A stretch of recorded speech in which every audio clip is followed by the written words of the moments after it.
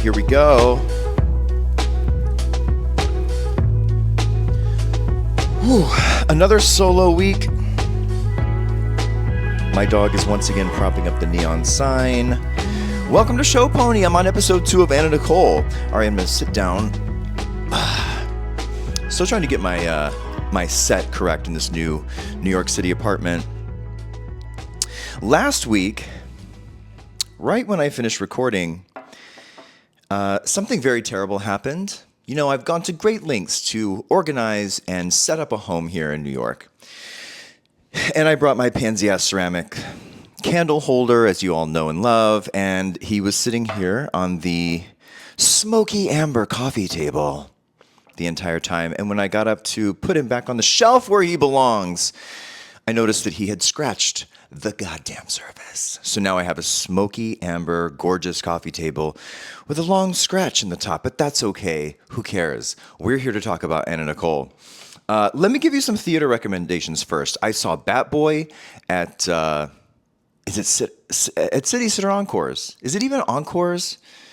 City Center. That's where I saw it. Carrie Butler, Marissa Jarrett-Winokur, Chris Sieber, Taylor Trench. One of the best things I've seen in a long time. I had heard of Bat Boy. I had never seen or heard the music. I'd never seen the show, never heard the music. When I was in Hairspray, I guess Carrie had just done Bat Boy, and a lot of people, when they found out I was doing Hairspray, they were like, "Oh my God, I love Carrie Butler. She was in Bat Boy."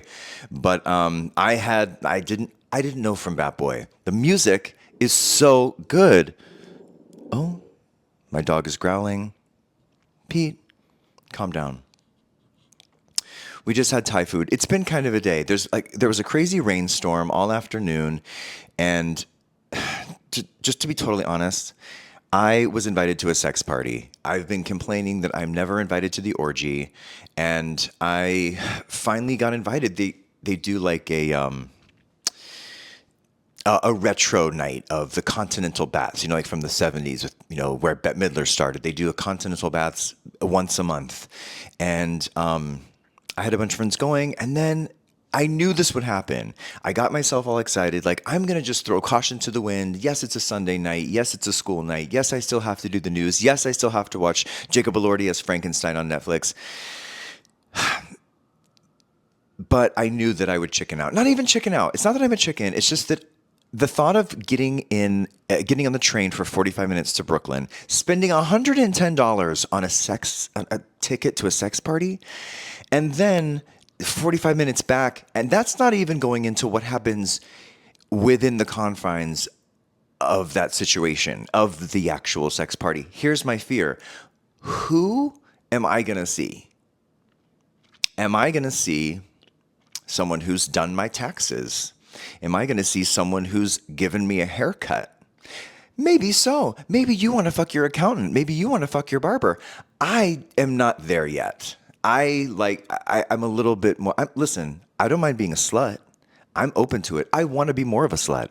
I guess I like to have a boundary between just kind of random everyday people. Like my friend, I won't say his name, was telling me a story about he was at a sex party, and our other friend came up behind him and was like, "Oh, hey, what's up?" Like, don't be tapping me on the back if I am in mid-thrust somewhere. Anyway, I've only done any sort of like group activity. I could count it on one hand. And it was a long time ago when I was in my 20s, and, you know, we were all horny. Anyway, why am I talking about this? We're here to talk about Anna Nicole and theater recommendations. Oh, also, I wanted to give a couple of TV recommendations. I have not been sucked into a TV show in a decade like I was with All Her Fault. There are 2 shows that I want to tell you about. All Her Fault on Peacock with Sarah Snook, Dakota Johnson, the guy from season 1 of White Lotus. Was it season 1? Yeah, the baseball-looking guy. I have dropped hundreds of shows. I have watched 1 episode, done. I haven't watched a show to completion, bringing it back to the sex party, in years. I'm talking,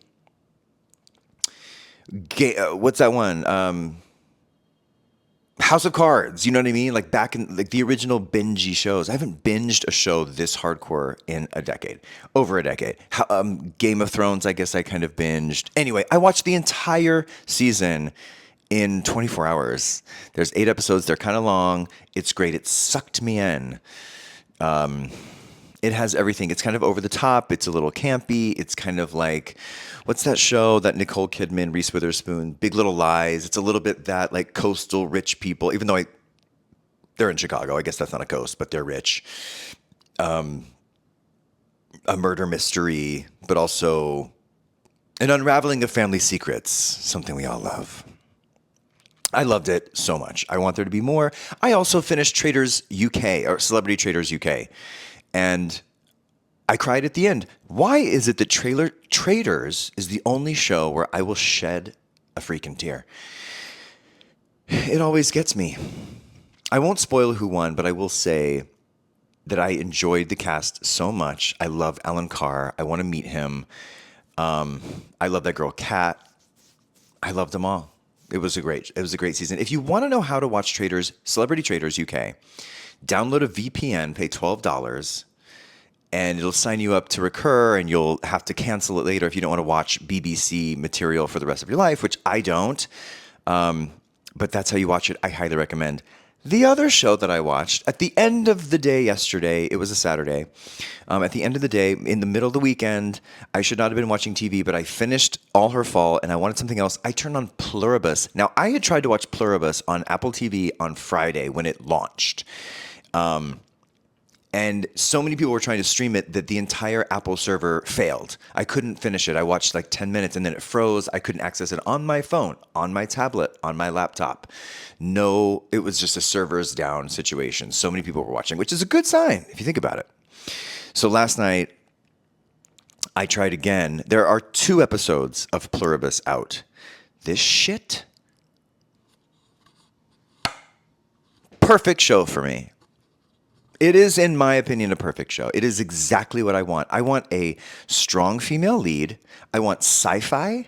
I want weird shit happening everywhere. I want weird, creepy, eerie, off-the-wall, strange, X-Files vibes. It's giving X-Files. It's giving Fringe. Love it. I love it so much. Sci-fi, creepy, freaky, and it's funny. And she's really funny. The girl, what's her name? Rhea Seaborn. Anyway, she's from Better Call Saul, which I never watched a frame of. Love her, though. And I love that a 53-year-old woman who's, not known to the worldwide masses is the lead face of a huge Apple TV show.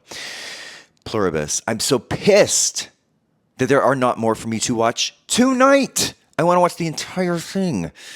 I want to watch the whole thing. I'm going to let them build up so that I can watch in succession. Bring it back to Sarah Snook. God, it's good. Pluribus, All Her Fault on Peacock. I saw Bat Boy. I saw Little Bear Ridge Road, a Broadway play with Laurie Metcalf and Micah Stock. It was good. To be totally honest, I was not necessarily in the mood for something as sad. It's not that it's that sad. It is that sad. Somebody dies of cancer. I don't know. It's a little bit it's a little bit sad. I was you just gotta be in the mood for a serious Broadway play. But it is really well done. Joe Mantello directed it. It's really, really, really, really good. Then we had our rainstorm today, and I chose not to go to the sex orgy, so I stayed home and I watched Anna Nicole, episode 2, season 1. And I made some notes. By the way, Willem Belli from RuPaul's Drag Race and other fame is going to be my guest. I'm going to interview him this week. So he'll be on the episode 3 episode of this show. We'll talk about it because he was on Anna Nicole show. He was on the show. He knew her. All right. Here's what happens in this episode. Well, a lot happens. I think one of the biggest things, I would say the headline of the episode is Bobby Trendy's arrival. Introducing Bobby Trendy. Do you know who Bobby Trendy is? Now, he's someone who leapt off the screen. He's an interior designer. He's a raging flamer. I say that with love, as one raging flamer to another. But this was one of the first times in reality TV where somebody came in and as a B character became really famous. He was talked about so much. He became a punchline. and the face of like early reality TV, kind of crazy, campy, out over the top characters. And he had this way of talking. Everything was scrumptious and luxurious. And you were like, is this person scamming? Is he for real? Is he kidding? But in this episode, he pulls up. Actually, here is, and yes, by the way, I have graduated from fork to cheese grater in the mic department. Thank you for noticing. Here's a clip of Bobby pulling up to Anna Nicole's house because she got a new house, and here he is. Ladies and gentlemen, Bobby Trendy. We needed furniture really bad, so we hired this guy named Bobby Trendy. He's a real interesting guy.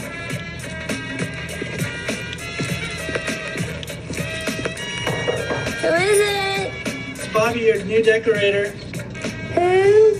Bobby Trendy, your new decorator. So you see him going throughout the house and saying, let's do this here, let's do this here. So in my mind, he was always a character and an actor, but from all intents and purposes, he is a designer, he is an interior decorator, and he's coming in and pitching her things. The funniest thing to me was when he comes in in under 5 minutes, he's like, oh, and what if we did a 8-foot tall couch? Who has an 8-foot tall couch? An 8-foot tall leopard couch on wheels that you can, he suggests getting an 8-foot tall leopard couch that you can wheel around from window to window and look at the different views. I fancy myself a creative person. I couldn't picture that. What are you talking about? And she, of course, is on the same wavelength, and she's like, I'm down. That's what I want. Here's a look at that. Outrageous furniture. Yeah. Maybe we can do you like leopard? I love good. leopard. Oh, good. We can put a leopard couch of maybe 8 feet, 10 feet tall on wheels, so you can wheel it around and look at the view at night. We can just put that here. That sounds And maybe a perfect. table here with a mirror on the face so you can look at yourself and the view. Sounds perfect. All day. That's the See the kitchen. This next moment has haunted me for 20 years. And I forgot about its inception. I remember that it happened sometime during the show, but I wasn't aware that it was this early. And that is Sugar Pie fucking her bear. And it's in the middle of they're discussing with Bobby Trendy different things for the bedroom, different decor. And Howard notices that Sugar Pie is feeling a certain way. She's, for all intents and purposes, she's wet. Sugar Pie gets wet. And she starts humping. And so as not to impede the conversation with Bobby Trendy, because you don't want to waste Bobby Trendy's time, she throws the bear on the floor and says, okay, Sugar Pie, go fuck your bear. Listen, don't let me describe it. Here's that moment.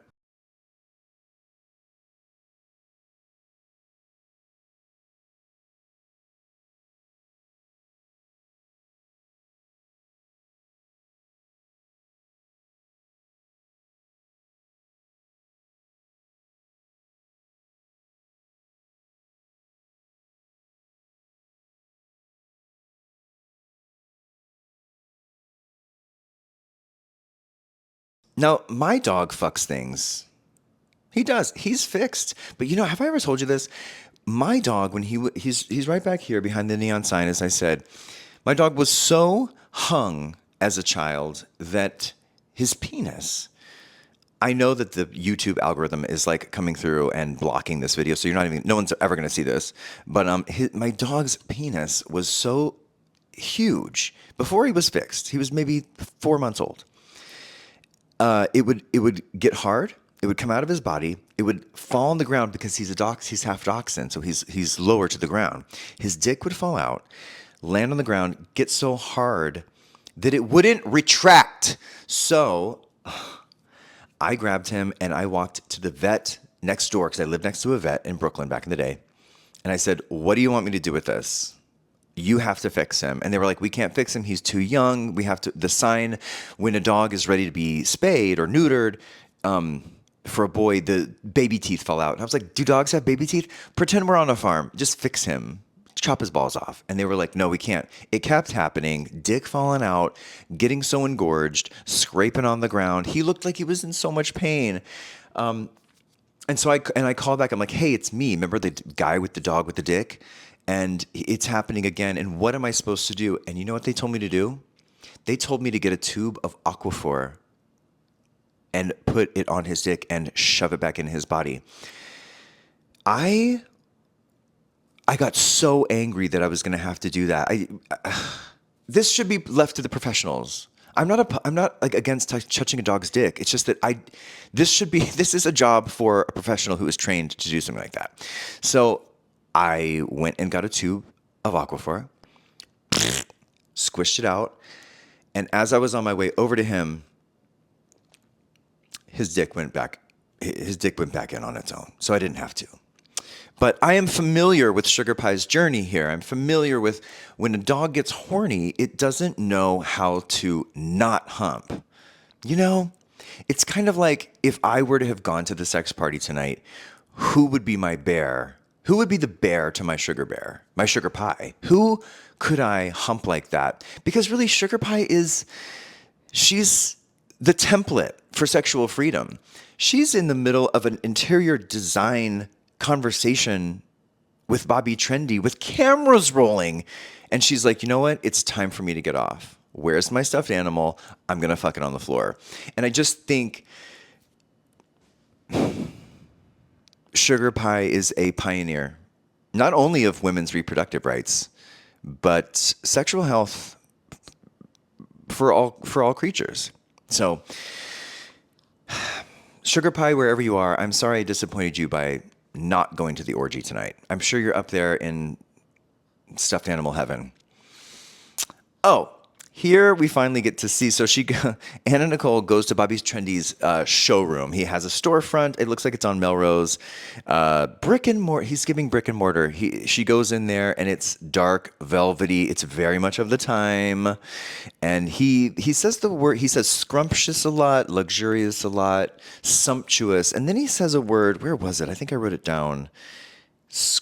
He combines a couple words and says scrumptious. I don't know. He's making shit up. Love him though. But here is where we see what he was talking about when he pitched an 8-foot tall leopard couch. It's more of a chair, but here it is. You could sit there and look at the view of your canyon and the front door at the same time. It's on wheels. It's very mobile. So nice. And notice it's silk leopard. How luxurious is that feeling? So nice. It's nice to feel this up against the skin, especially on a summer afternoon. See, now it makes sense once you see it, right? So you think you're creative. I just could never envision that until I saw it with my own two eyes, but it kind of makes sense. And she looked like she really liked it. I wonder where that chair is now. Kimmy and Anna Nicole. By the way, again, I am so happy that this show is 20 damn minutes. It's so easy to get through. It's so easy to process. If it were another half hour on top of what you're already processing, it would be too much. It would be too much.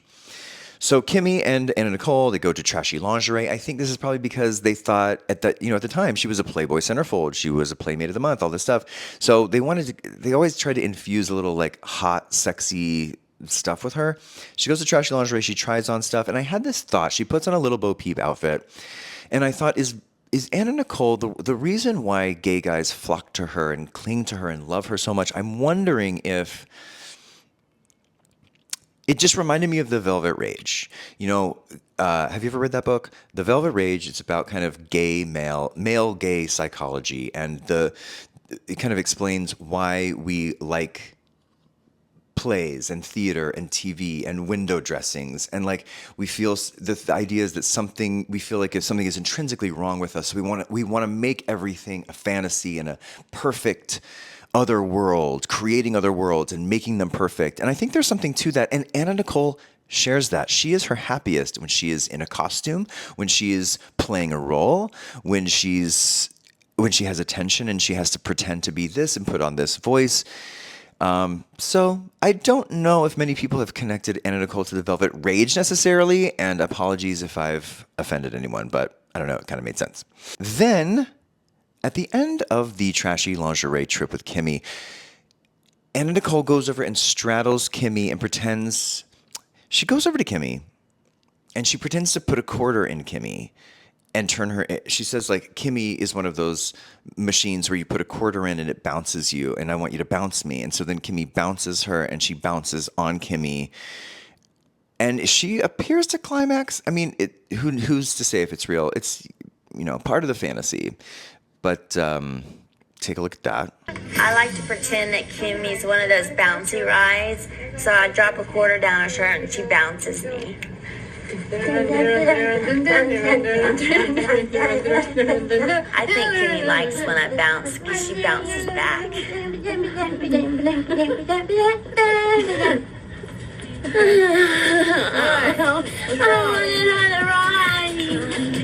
Thanks a lot. After bouncing on Kimmy, the episode takes a little bit of a deeper turn. Not that that's not deep. Bouncing on Kimmy, trust me, very deep.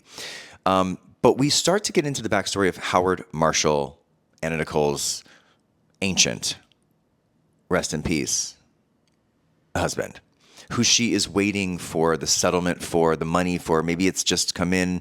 I still don't really get the timeline of all that, but Howard Marshall, she goes on CNN, and here's a clip of her on Larry King, who loved her. There's also a shot of a cake of Larry King's face. I don't think I grabbed it, but here she is on CNN talking about Howard Marshall, looking gorgeous on TV. Here's that. Was it difficult to be physical with someone that much older? No. Would you say you loved him? I loved him very much. No, without being in love, right? I mean, you weren't physically. I wasn't physically, oh my God, you hot body, like that. It was just, I loved him for so much what he did for me and my son. I've never had love like that before. No one has ever loved me and done things for me and respected me and didn't care about what people said about me. I mean, he truly loved me and I loved him for it. It makes sense. She loved him, and she's not full of shit. She's like, I loved him in my way. And I don't know. I kind of get it. I get it. I would like to get it. I don't care. At this point in life, I'm 48 years old, living in a one bedroom. You could be Weekend at Bernie's dead, and I would date you if you were going to give me money. At this point, I don't really care who it is, and I never have been attracted to anybody just for their money. But at this point, let's go. You could be dead. You could be in a casket, and I'd move in if you had money. Here is where things get really crazy. This was a huge reveal to me. Sorry, I have something in my eye. It's not a tear. They start talking about Howard's ashes. You cannot... How are we not all talking about this still? Basically, they're talking about his ashes, and then Howard K. Stern, explains... I'll let him explain it. At the time of death, Anna wanted Howard Marshall buried, and Pierce Marshall wanted Howard Marshall cremated. And ultimately, the resolution, if you can call it a resolution, was sort of taken from the wisdom of Solomon. And Howard's ashes were divided in two. And Pierce Marshall got one half, and Anna Nicole, his wife, got the other half. It's time again.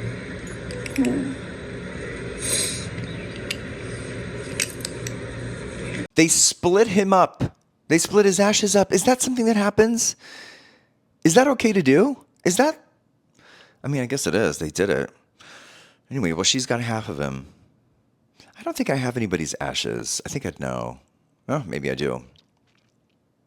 Did you hear that story about that lady who threw her mom's ashes at Pink when Pink was on tour in the middle of a performance? They threw the ashes at her, and she was like, "What's that?" And she's like, "That's my mom." And she was like, "It's your mom?" People are crazy. Anyway, they split up his ashes. Anna Nicole has half of them. Howard Marshall's son has the other. Then she takes the ashes on a tour of her home. She takes the ashes on a home tour. She walks him from room to room. She says, "This is the kitchen, and this is my bedroom, and food in here now because I have money." Here it is. Here's a tour. See all the things you got me? I still have them. Pierce didn't get those. Here's the kitchen. Food, I have money now. Then she takes me into the bedroom. She shows in the bedroom.